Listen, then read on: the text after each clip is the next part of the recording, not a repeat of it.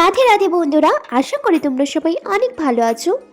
আরও নতুন একটা ভিডিওতে তোমাদের সবাইকে ওয়েলকাম। তো দেখো, সকাল সকাল উঠে গেছি, উঠে ফ্রেশ হয়েই আমার না খুব চা খাওয়ার নেশা। চাটা খেয়ে তারপরে দেখো বাসন মাজার জন্য সব প্রিপারেশন নিচ্ছিলাম। তো তারপরে আমাদের বাড়িতে কটা গাছ লাগানো হয়েছে, বুঝে তো, সেই জন্য তোমাদের দেখাচ্ছিলাম।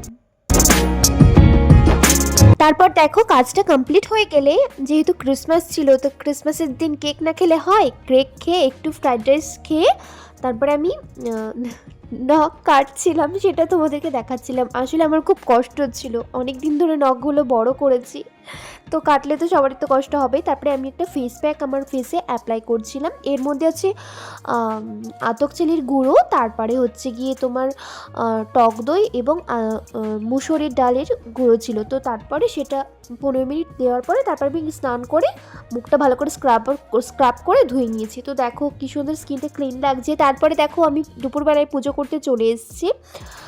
তো কি একটা বলছিলাম, আমার অত সব মনে নেই। তারপরে দেখো আমি পুজো টুজো দিয়ে পুরো কমপ্লিট, এবার ঘুরতে যাচ্ছিলাম। হ্যালো গাইস, আমরা এখন ক্রিসমাস রেডি হয়ে গেছি। আমরা যাবো এখন কৃষ্ণনগর চার্চে। তো মেলায় গিয়ে আপনাদের সাথে দেখা হচ্ছে, ট্রেনে উঠে দেখা হচ্ছে। তো বন্ধুরা দেখো, দুই বান্ধবী মিলে চলে এসেছি আমরা।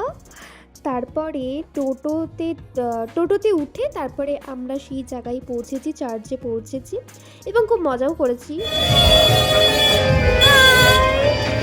আমরা এখন হচ্ছে কি যে কৃষ্ণনগর চার্চে চলে এসেছি, তাই তো? আমাদের দুজনকে কেমন লাগছে প্লিজ একটু জানাবেন। তো তারপরে আমরা আস্তে আস্তে চার্চের দিকে যাচ্ছিলাম, আর পুরো রাস্তাটাই পুরো মেলা ছিল।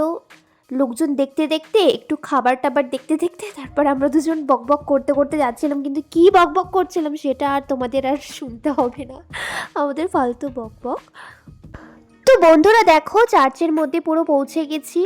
ভীষণ ভিড় ছিল, আর ক্যামেরা করতে দিচ্ছিল না, তাও আমি চুপি চুপি চুরি করে অল্প একটু, এত লোকের মধ্যে তো করেছি, যেটুকু করতে পেরেছি সেটুকুই দেখাচ্ছি, কি আর করা যাবে, তোমরা সেগুলোই দেখো।